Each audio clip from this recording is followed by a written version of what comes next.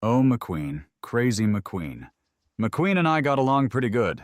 McQueen looked at me kind of like an older brother. James Garner, the legendary star of Maverick and the Rockford Files, was known for his wit, charm, and honesty. But there was one story he kept locked away for decades. His time on The Great Escape wasn't just a cinematic milestone. It was the backdrop for a fiery clash with Steve McQueen, one of Hollywood's most enigmatic stars. Now, long after Garner's passing, his candid revelations about McQueen have surfaced, exposing a side of their relationship few could have imagined. What secrets did Garner take to the grave? The truth is finally out. But before we get into these stunning revelations, it's important to explore the early events that brought about the connection between James Garner and Steve McQueen. The untold battles of James Garner. James Garner wasn't just a Hollywood icon. He was a man who overcame extraordinary challenges to become one of the most beloved actors of his generation. Known for his effortless charisma, he brought life to characters like the sly gambler, Brett Maverick, and the unflappable Jim Rockford, leaving an indelible mark on both television and film. Born James Scott Bumgarner on April 7, 1928 in Denver, Oklahoma. Garner's early years were anything but easy. Growing up during the Great Depression, he lost his mother at just 5 years old when she tragically passed away during a botched abortion. His father, Weldon Bumgarner, owned a hardware store, but struggled to provide for Garner and his two older brothers after the loss of his wife. When a fire destroyed the family hardware store, Weldon turned to booze, and the effects were devastating. Garner and his brothers endured neglect and abuse, often being forced to sing for their meals and punished if they refused. Eventually, Weldon remarried, but the boys' suffering only deepened.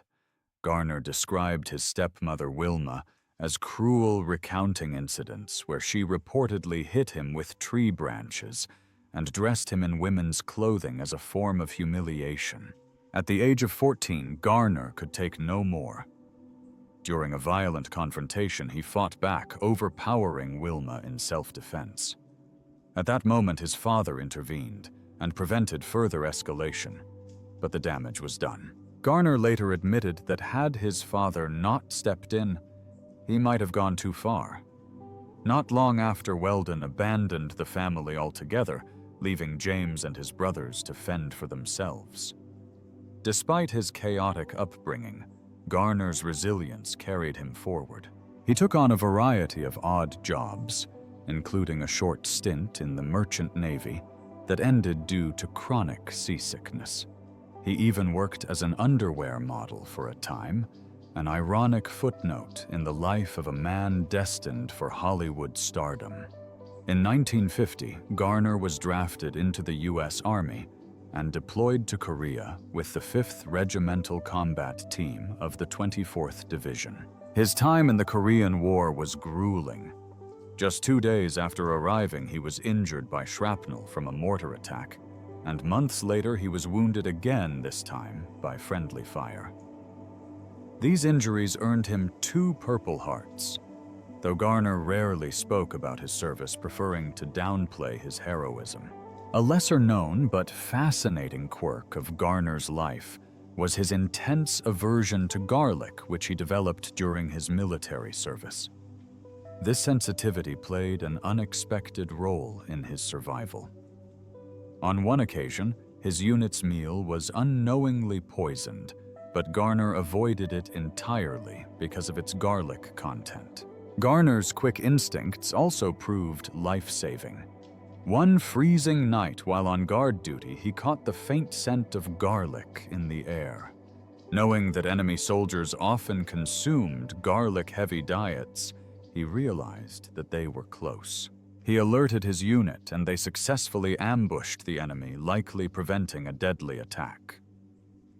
After returning home from the war, Garner picked up odd jobs working as a gas station attendant, and even laying carpets with his father. One day, he crossed paths with Paul Gregory, a man who recognized something special in him. Gregory would eventually become a talent agent and encouraged Garner to try acting. Initially, Garner brushed off Gregory's suggestion, but years later, when he spotted Gregory's name on an agency sign, he decided to reconnect. That chance meeting marked the beginning of his acting career. Gregory secured Garner his first role in the Kane Mutiny court-martial, where he appeared as a non-speaking member of the court. Though the role was small, it opened the door to bigger opportunities. Garner went on to land a part in Sayonara, alongside Marlon Brando. But his big break came in 1957 when he was cast as Brett Maverick in the Western series Maverick. The show's success wasn't a foregone conclusion. Many doubted it could compete with the likes of The Ed Sullivan Show and The Steve Allen Show. But Garner, with his natural charm and sharp comedic timing, brought something unique to the role. Within 2 years, Maverick became a runaway hit, solidifying Garner as a household name and proving to Hollywood that his talent was unmatched. However, Garner's departure from the show was motivated by more than just his newfound fame.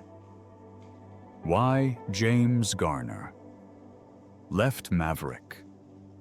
James Garner quickly became the heart and soul of Maverick charming audiences with his sly wit and effortless charisma as Brett Maverick. The show was a massive hit, and Garner's career was soaring. But in 1960, a writer's strike brought Hollywood to a halt, setting the stage for a dramatic conflict between Garner and the studio that would ultimately change his career. With the strike, production on Maverick ground to a halt. No scripts meant no new episodes, and as far as Warner Brothers was concerned, no work for Garner. Despite his rising stardom, he was earning just $1,000, $250 a week. When the studio abruptly laid him off, citing the lack of scripts, Garner felt betrayed. The decision ignited a fire in him, one that pushed him to take a stand against the studio's unfair practices. Feeling undervalued and mistreated, Garner sued Warner Brothers for breach of contract, a bold move that shocked Hollywood. But Garner was no stranger to playing high-stakes gambles both on screen and off. His case was strong, and he ultimately won the lawsuit. The victory sent a clear message about his determination to fight for what he believed was right. Warner Brothers tried to make amends, offering Garner a raise and a new contract. But the damage was done. Garner had grown disillusioned with the studio system, likening himself to a puppet controlled by the whims of executives. Determined to take charge of his career, he made the daring decision to walk away from Maverick. Despite losing its star, Warner Brothers wasn't ready to let go of Maverick. The show's popularity endured, and Jack Kelly, who played Bart Maverick, remained. But Kelly's character didn't have the same magnetism as Garner's. So the studio set out to find a replacement, a near look-alike, to step into Garner's boots. Enter Robert Colbert, a relatively unknown actor who bore a striking resemblance to Garner. Warner Brothers dressed him in the same wardrobe and coached him to mimic Garner's mannerisms, renaming his character Brent Maverick. Colbert, however, was uncomfortable with the plan, joking that he'd rather play a woman named Brenda than be a copy of James Garner. The studio also introduced another Maverick, Beau Maverick, portrayed by a young Roger Moore, who would later become James Bond. While the idea of multiple Maverick cousins sounded promising, the show missed a golden opportunity by keeping the characters in separate storylines. This fractured approach hindered and eventually both Moore and Colbert departed, leaving Jack Kelly to carry the show alone in its final season. Originally, the studios had a different vision for Bo Maverick. They wanted the character to be worldly and sophisticated with a British accent to match. For this role, they approached Sean Connery, a rising star. Connery flew to Hollywood to discuss the part, but turned it down, choosing instead to focus on bigger opportunities, like the James Bond franchise, that would cement his place in cinematic history. Roger Moore, who had been starring in The Alaskans, took over as Bo Maverick. Interestingly, The Alaskans also faced challenges during the writers' strike, leading Warner Brothers to recycle old Maverick scripts for the show. This cost-cutting measure didn't go unnoticed. Moore himself recognized the recycled plots, and the series was canceled after just 37 episodes.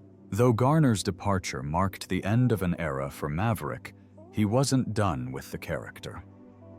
In 1994, Richard Donner directed a film adaptation of Maverick, with Mel Gibson stepping into the role of Brett Maverick. The film captured the spirit of the original series, blending adventure and humor, with Gibson channeling Garner's charm. Fittingly, James Garner joined the cast as Marshall Zane Cooper, a role that would take on greater significance by the film's end. Garner's presence brought a sense of nostalgia and continuity, deepening the connection between the film and its TV roots. Interestingly, Paul Newman had initially been considered for the role of Zane Cooper, but when he declined, the part went to Garner, a poetic twist given his ties to the Maverick legacy. The 1994 Maverick film was both a critical and commercial success. Audiences and critics alike praised Garner's seamless return to the franchise, celebrating the way he once again brought the Maverick world to life. However, it was Garner's earlier breakout role in The Great Escape that cemented his stardom. But behind the scenes of that iconic film, a fierce rivalry unfolded, leaving a lasting mark on its production. The rivalry behind The Great Escape. After his success in Maverick, James Garner stepped into a new challenge with the 1963 war drama, The Great Escape. Based on a true story, the film chronicled a daring prison break by Allied prisoners of war during World War II, directed by John Sturges. The movie became a defining moment in Garner's career, showcasing his ability to portray a resourceful and heroic character. It also solidified his place alongside Hollywood greats like Steve McQueen, whose role in the film would become one of his most iconic. The story unfolds in a German POW camp, where Allied prisoners, including Americans, British, and Australians, are held under heavy surveillance. Determined to escape the prisoners' rally under the leadership of Big X, played by Richard Attenborough. Each prisoner brings their own expertise to the plan. Garner's character Henley, nicknamed the Scrounger, charms his way into acquiring the necessary supplies for the escape.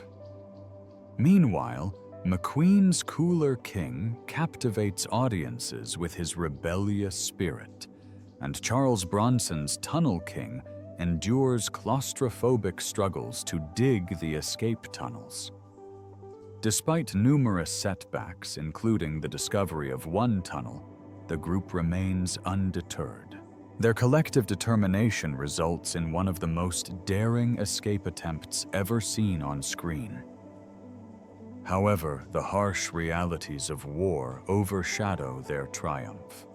Many of the prisoners are hunted down by the Gestapo, with tragic consequences for most of the escapees. The film's gripping story and unforgettable characters earned it a lasting place in cinematic history. While The Great Escape was loosely based on Paul Brickhill's true account, the screenplay was crafted to highlight the talents of its ensemble cast. The result was a film filled with suspense, camaraderie, and unyielding hope that resonated with audiences worldwide. On set, Steve McQueen, still on the rise as a Hollywood star, was determined to leave a lasting impression. His rivalry with Garner became evident as McQueen pushed for more screen time, particularly frustrated by the charm and resourcefulness of Garner's Scrounger, a role that often stole the spotlight. Tensions grew between McQueen and the director John Sturges as McQueen demanded changes to make his character more prominent. Yet McQueen's performance, particularly the now iconic motorcycle escape scene, proved he didn't need additional screen time to shine. The film's strength lay in its ensemble cast. Garner's charm, Attenborough's leadership, Bronson's grit, and James Coburn's dry wit all contributed to the story's emotional impact. When the film debuted in 1963, it received a mix of critical reactions. Some, like the New York Times' Bosley Crowther, dismissed the film as overly mechanical and lacking emotional depth. Others, including Time magazine, praised its realistic depiction of the German, setting the well-paced narrative and its impeccable casting. Despite its divisive reviews, The Great Escape went on to become a timeless classic beloved by audiences and celebrated for its thrilling story of bravery and sacrifice. But what did James Garner really think of Steve McQueen's on-set behavior? James Garner finally breaks silence on Steve McQueen. Hollywood has always been a hub of glitz glamour and inevitably drama. From the golden age of cinema to the present day, rivalries and feuds between stars have captivated fans and fueled countless headlines. Fueled by jealousy, ego, and competition, these conflicts often reveal the human side of larger-than-life personalities. James Garner, known for his charm, easygoing nature, and professionalism, wasn't entirely immune to Hollywood feuds. Though he generally maintained positive relationships with his colleagues, his feelings toward Steve McQueen were notably less amicable. Despite working together on the iconic film The Great Escape, their relationship was marked by tension and clashing personalities. On the surface, the two seemed friendly during filming, but McQueen's aloof and often eccentric behavior created distance between them. McQueen, preferring solitude, stayed in a private chalet and arrived on set in a Rolls-Royce, adding to the divide. Garner, ever the straight shooter, later expressed his candid opinion of McQueen in his 2011 memoir, The Garner Files. He described McQueen as a pain in the ass, comparing his behavior to Marlon Brando's unpredictability. Garner went further, suggesting that McQueen was more of a movie star than a true actor, relying on a carefully cultivated persona rather than depth and versatility. He believed this approach limited McQueen's potential as a performer. Garner's frustrations weren't limited to McQueen's acting, but also extended to his on-set behavior, which included tantrums and disruptions. At one point, things escalated to such a degree that director John Sturges considered shifting the film's focus to make Garner the central character instead of McQueen. Although flattered, Garner declined the offer, recognizing the chaos such a drastic change would cause. Instead, he addressed McQueen directly, learning that McQueen was unhappy with his character feeling it lacked heroism and excitement.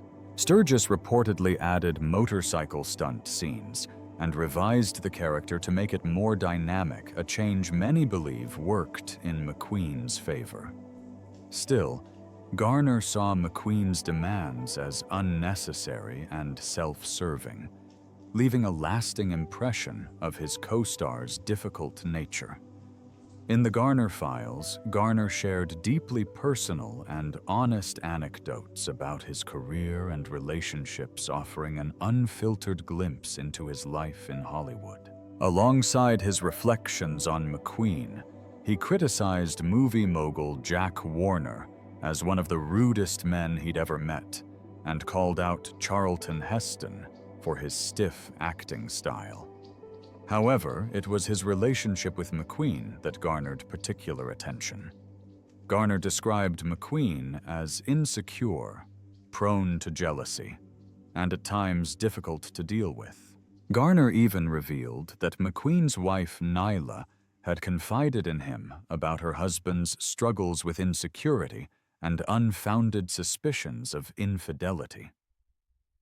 Despite this, Garner maintained that McQueen wasn't inherently malicious, but rather a deeply insecure individual whose behavior was shaped by his fears. Garner often saw himself as a mentor to McQueen, much like an older brother, but McQueen's insecurities sometimes strained their relationship. In one instance, McQueen falsely accused Garner of being unfaithful to Nyla, a claim Garner dismissed as baseless and a product of McQueen's anxieties. The memoir also sheds light on Garner's interactions with another Great Escape co-star, Charles Bronson. Garner's experience with Bronson was far less positive. He described Bronson as bitter and belligerent, recounting an uncomfortable incident during a poker game at his home. Bronson, refusing to honor a bet, attempted to withhold winnings from a struggling Hollywood extra. Garner, always one to stand up for what he believed was right, insisted Bronson pay up, resulting in a heated argument that nearly turned physical. Although the immediate tension was resolved, the bad blood between the two lingered. Even years later, during a chance meeting at a restaurant, neither man could let go of their past grievances. Both acknowledged their lingering resentment, a reminder that some Hollywood feuds leave scars that never fully heal. In the Garner Files, Garner wasn't afraid to peel back the layers of his polished all-American persona to reveal the complexities beneath. While audiences adored his affable, grounded charm, Garner also shared the grittier truths of his life. Among the most surprising revelations was his experimentation with substances, including MJ and white stuff. He even recounted a memorable experience doing lines with the late comedian John Belushi, offering a glimpse into the more rebellious side of his otherwise grounded persona. The memoir also delved into Garner's political beliefs, which were a significant part of his identity. A proud liberal, Garner admired figures like Adlai Stevenson and Barack Obama, and his values often influenced the roles he chose and the way he approached his career. When reflecting on his body of work, Garner held The Notebook and the Americanization of Emily in especially high regard, considering them the finest films of his career. He found particular satisfaction in the growing appreciation for the Americanization of Emily, which gained cult status over the years despite being underappreciated at the time of its release. Although Garner had a soft spot for films like Murphy's Romance and Grand Prix, he was refreshingly honest about the rest of his filmography. He didn't shy away from admitting that many of his movies were mediocre at best, and some, in his words, outright bad. Yet, despite his charm and success, Garner's most iconic role in the Rockford Files came with its own set of battles both on and off the screen, the struggles behind Rockford's success.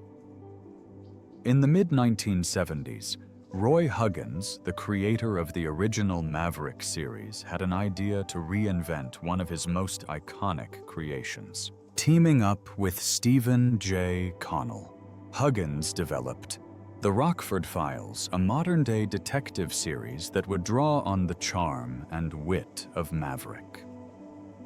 At its core was Jim Rockford, a private investigator brought to life by the charismatic James Garner. Garner, already a household name from his role in Maverick, found a new opportunity to shine as Rockford, and his portrayal quickly earned him an Emmy Award for Outstanding Lead Actor. Premiering in 1974, The Rockford Files quickly became a beloved staple of television, drawing audiences into the gritty underbelly of Los Angeles, where Jim Rockford solved cases from his humble mobile home. Rockford wasn't your typical action hero. Unlike the invincible and polished protagonists of the era, he was flawed, often down on his luck, and incredibly relatable. Living in a trailer on the beach, dressed in rumpled clothes and relying on wit as much as skill, Rockford embodied a kind of everyman appeal that resonated with viewers. Adding to the show's charm was Garner's commitment to authenticity. He insisted on performing many of his stunts, including high-octane car chases that became a hallmark of the series. Garner's passion for cars, rooted in his experience filming the 1966 racing movie Grand Prix, found its way into The Rockford Files, where Jim's iconic gold Pontiac Firebird became as much a star as he was. However, this dedication to realism came at a steep cost. Over time, the physical toll of the stunts began to wear on Garner's body, particularly his knees and back. By the 6th season, doctors warned him to cut back on the physical demands of the role, a warning that coincided with the series' end in 1980. The decision to conclude The Rockford Files wasn't just about Garner's health. The show's production costs were notoriously high, thanks to its frequent action sequences, expensive location shoots, and recurring damage to the Pontiac Firebird. Maintaining the car, often damaged during stunts, required regular repairs and replacements. Even smaller details, like Jim Rockford's memorable personalized license plate, 853 OKG, added to the production's meticulous attention to detail and its expenses. Guest stars who became more prominent in later seasons also drove up costs. Despite its challenges, the show thrived on the strength of its writing and creativity. A highlight of each episode was Rockford's answering machine message, a clever, often humorous gag that became a signature of the series. As the show progressed, coming up with new and inventive messages became a challenge for the writers. To keep things fresh, the production team opened up the process to the entire NBC building, inviting employees to submit ideas. Behind the scenes, The Rockford Files served as a launching pad for future talent. Notably, David Chase, who would go on to create The Sopranos, was part of the writing team. The show's theme music, composed by Mike Post, also became iconic, cementing Post's reputation as one of television's great composers. Though The Rockford Files was a critical and commercial success, its production faced hurdles beyond the physical toll on Garner and the escalating costs. Garner found himself in a lengthy legal battle with Universal Studios over unpaid royalties, a fight that lasted 8 years. Garner ultimately won, securing a significant financial settlement, though the exact amount was never disclosed. Despite these challenges, Garner's commitment to the Rockford Files remained steadfast, even beyond the original series. In the 1990s, he reprised the role of Jim Rockford in 6 made-for-television movies, much to the delight of fans. However, during this period, Garner faced personal and physical struggles, including major heart surgery, which underscored the toll his long career had taken on him. The show's legacy also extended to attempts at spin-offs and reboots, though these projects never quite captured the magic of the original. In 1977, NBC tried to develop a spin-off called Gabby and Gandy, featuring Isaac Hayes and Louis Gossett Jr. as a dynamic detective duo. A backdoor pilot for the series aired as an episode of the Rockford Files titled Just Another Polish Wedding failed to generate the anticipated buzz, and the project was shelved. Another spin-off attempt centered on the character Richie Brockelman, played by Dennis Dugan.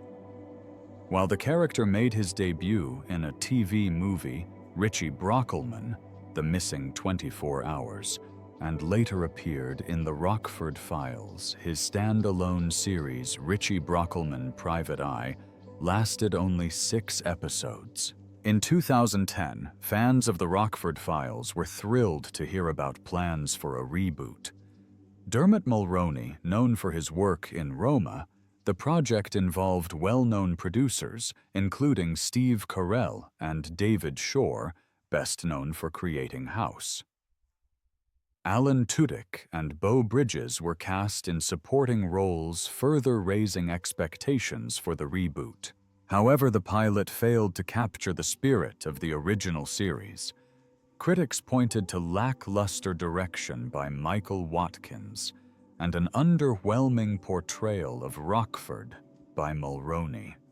Dawn Peruse, known for her work on Prison Break, attempted to salvage the pilot through extensive re-editing, but her efforts weren't enough to convince NBC executives. The reboot was ultimately shelved, leaving fans disappointed but still hopeful for a successful revival in the future. However, behind the effortless charm and charisma of Jim Rockford, James Garner carried hidden struggles that told a very different story. James Garner's hidden struggles revealed James Garner was more than just a gifted actor. He was a cherished icon of Hollywood. Known for his charming portrayals of characters like Brett Maverick and Jim Rockford, he captured the hearts of audiences with his wit, warmth, and authenticity. Off-screen, he earned respect, not only for his professionalism, but also for his enduring marriage to Lois Clark, a rarity in Hollywood. Unlike many of his peers, Garner maintained a stable and loving relationship throughout his life, a testament to his grounded nature. James Garner reportedly faced significant health challenges later in life. A series of issues, including a debilitating stroke, gradually slowed down his once vibrant career. His dedication to performing his stunts, particularly during his years on the Rockford Files, left him with numerous injuries that required multiple surgeries on his back and knees.